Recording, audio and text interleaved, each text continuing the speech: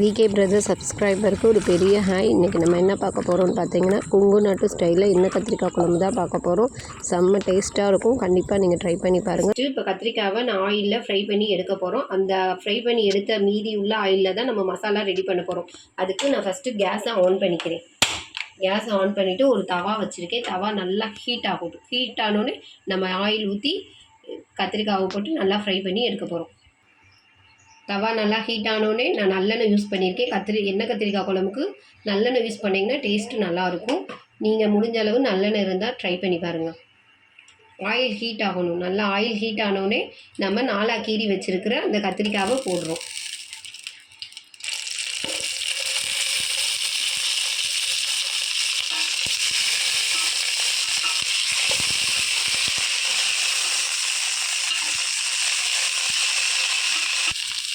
பார்த்தீங்கன்னா நான் எண்ணெய் கத்திரிக்காவை நான் சிம்மிலே போட்டு தான் நான் இது பண்ணுறேன். ஏன்னா உள்ளே நீங்கள் ஹை ஃப்ளேமில் போட்டிங்கன்னா உள்ளே கத்திரிக்காய் வேகாது. ஸோ நான் சிம்மிலே போட்டு கலர் சேஞ்ச் ஆகுது. பார்த்தீங்கன்னா இன்னும் கலர் நல்லா சேஞ்ச் ஆகி நல்லா சுருங்கி வரணும் எண்ணெய் கத்திரிக்காய் குழம்புக்கு.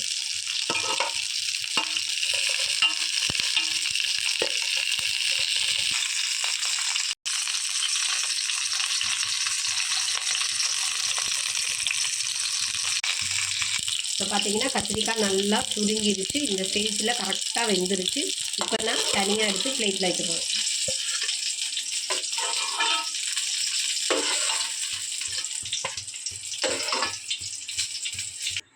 கத்திரிக்காவை நல்லா ஃப்ரை பண்ணி தனியாக வச்சுட்டு இப்போ அதே ஆயிலில் பார்த்தீங்கன்னா நம்ம மசாலா அரைக்கிறதுக்கு தேவையான பொருளை போட்டு வதக்க போகிறோம். இப்போ நான் எடுத்து வச்சு சின்ன வெங்காயத்தை போட்டு நல்லா வதக்கணும்.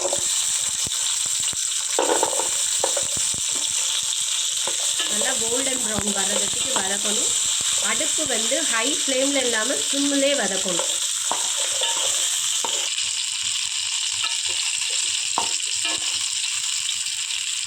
வெங்காயம் நல்லா கோல்டன் ப்ரௌனாக வதக்கியாச்சு. இந்த ஸ்டேஜில் ஒரு துண்டு இஞ்சி போடுறேன். 4-5 வெள்ளைப்பூடு போட்டு இதையும் நல்லா ஒரு 2 நிமிஷம் வதக்குவோம்.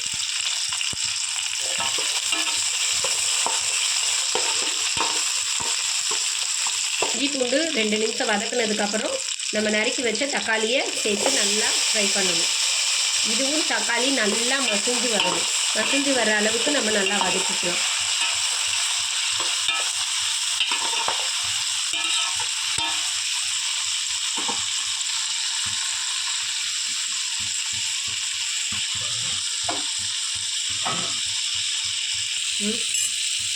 இப்போ தக்காளி நல்லா ஃப்ரை பண்ணியாச்சு. நல்லா வதங்கினதுக்கப்புறம் இப்போ நம்ம ஜீரகமும் மிளகையும் இப்போ போட்டு அதையும் 2 நிமிஷத்துக்கு வதக்கிக்கலாம்.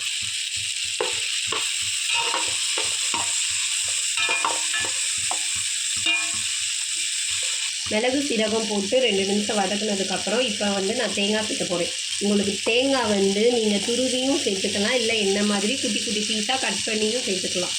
எப்படி வேணாலும் சேர்த்துக்கலாம். அது உங்கள் ஆப்ஷன். போட்டு நல்லா வதக்கிக்கலாம் 2 நிமிஷம்.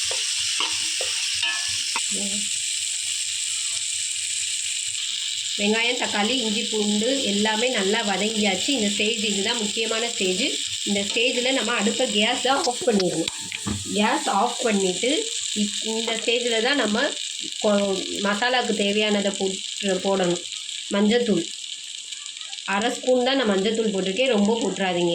1/2 ஸ்பூன் மஞ்சத்தூள் போட்டுட்டு 1 ஸ்பூன் மிளகுத்தூள். சரி, மிளகாத்தூள் தான் நான் மிளகுத்தூள்னு சொல்லிவிட்டு 1/2 ஸ்பூன் மிளகாய்த்தூள் போட்டுக்கோங்க. அடுத்து மல்லித்தூள் 1 ஸ்பூன் போட்டிருக்கேன். அடுத்து பார்த்தீங்கன்னா வீட்டு குழம்பு தூள் தான் நான் எடுத்திருக்கேன். அது 1/2 ஸ்பூன் எடுத்திருக்கேன். அடுப்பை ஆஃப் பண்ணிட்டு தான் நம்ம மசாலாலாம் சேர்க்கணும். ஏன்னா அடுப்பில் நீங்கள் வச்சுட்டு மசாலா சேர்த்திங்கன்னா உங்களுக்கு கருகிரும். ஸோ நல்லாவும் இருக்காது. அடுப்பை நான் ஆஃப் பண்ணிவிட்டு தான் நான் சேர்த்து மசாலா போட்டு கிளற போகிறேன். இந்த இளம் சூட்டுலேயே அந்த மசாலா வெந்துடும். இப்போ நான் என்ன பண்ண போகிறேன்னா இது நல்லா ஆறுனதுக்கப்புறம் மிக்சியில் போட்டு கிரைண்ட் பண்ணி எடுக்க போகிறேன்.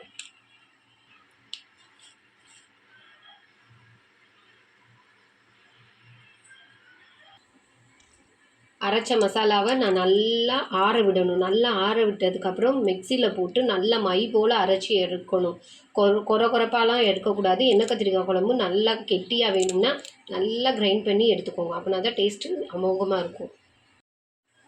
இப்போ நம்ம நைஸாக அரைச்சி எடுக்க போகிறோம்.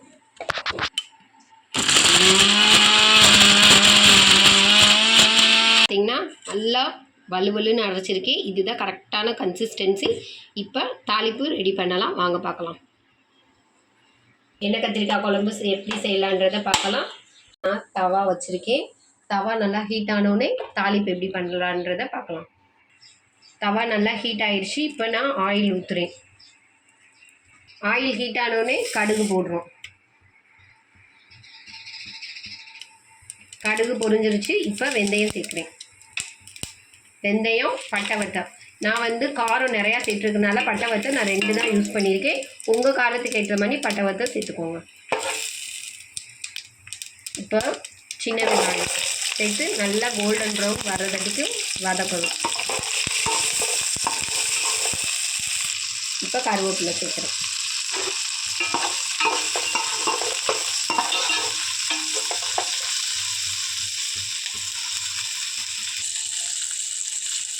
வெங்காயம் நல்லா கோல்டன் ப்ரௌன் கலர் வந்துருச்சு. இப்போ நம்ம அரைச்ச மசாலாவை இப்போ சேர்க்க போகிறோம். அடுப்பு ஹை ஃப்ளேமில் வச்சிடாதீங்க, மசாலா கருகிடும். சிம்மிலே வச்சு வதக்குங்க.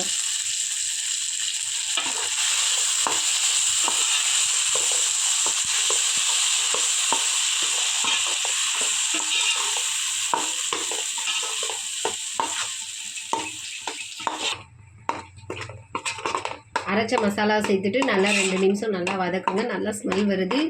இப்போ என்ன பண்ண போகிறோம்னா நம்ம மசாலா அரைச்சி வச்சு அந்த மீதி தண்ணியை இந்த இதில் ஊற்ற போகிறோம். நல்லா எண்ணெய் பிரிஞ்சு வர அளவுக்கு நம்ம என்ன பண்ண போகிறோம்னா மசாலாவை நல்லா வதக்கணும். ஏன்னா டேஸ்ட்டு வந்து எண்ணெய் பிரிஞ்சு வர அளவுக்கு பண்ணிங்கன்னா ரொம்ப நல்லாயிருக்கும். மசாலாலாம் சேர்த்து தேவையான அளவு தண்ணி ஊற்றிட்டோம். இதை வந்து நம்ம சிம்மிலே தான் நம்ம வைக்க போகிறோம். ஏன்னா நல்லா எண்ணெய் பிரிஞ்சு அந்த ஓரம்லாம் வரும்.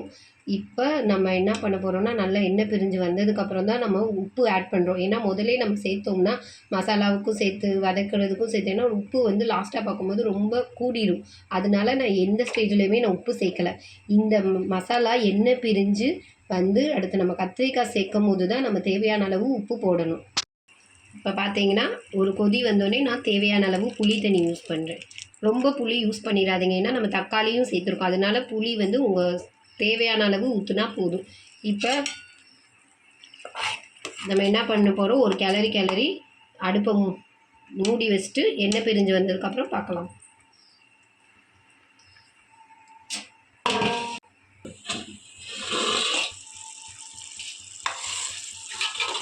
சிம்மிலே போட்டு நல்லா கிரேவி வெந்துக்கிட்டு இருக்குது. இன்னும் கொஞ்சம் நேரத்தில் எண்ணெய் பிரிஞ்சு தனியாக வந்தோடனே எண்ணெய் கத்திரிக்காய் குழம்பு ரெடி ஆகிடும். இந்த ஸ்டேஜில் தான் நான் உப்பு நம்மளுக்கு தேவையான அளவு உப்பு ஆட் பண்ணிக்கிறேன்.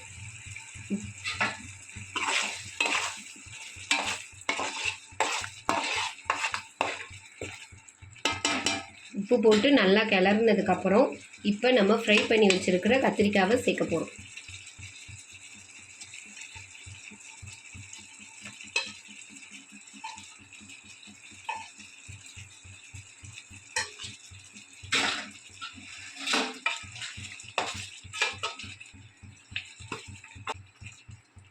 கத்திரிக்காய் போட்டு ஒரு கிளறிட்டோம்.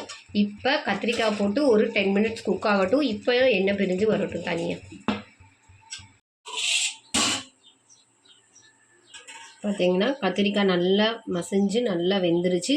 இந்த ஸ்டேஜில் நம்ம கொத்தமல்லி தூவ போகிறோம்.